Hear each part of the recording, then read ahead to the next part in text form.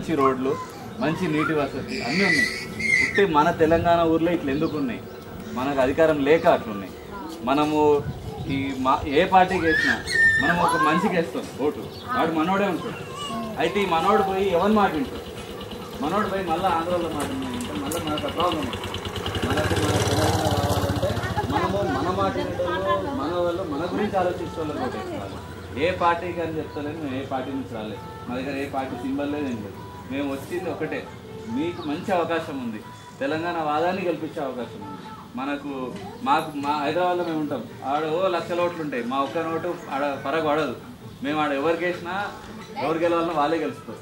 ఇక్కడ మనకేంటంటే ఊర్లలో ఒక్కొక్క ఓటు కూడా చాలా ఇంపార్టెంట్ అవుతుంది. నేను ఆంధ్రాలో చాలా ఊర్లు తిరిగిన, ఊర్లలో రోడ్లు కానీ, లైట్ కానీ, మంచినీళ్ళు కానీ, ఎన్నో మూలకున్న ఊర్లలో కూడా మంచిగా ఉన్నాయి వసతులు. ఎందుకు ఉన్నాయి? వాళ్ళ చేతిలో అధికారం ఉన్నది. మనమే ఇక్కడ మన దగ్గర వచ్చి ఆంధ్రాలో ఒకటి నిలబడాడు, మన దగ్గర మన వాళ్ళే నిలబడతారు. కానీ ఎవరు మాట వింటారు? వాళ్ళు ఎవరు మాట వింటారు? ఎవరు చెప్తే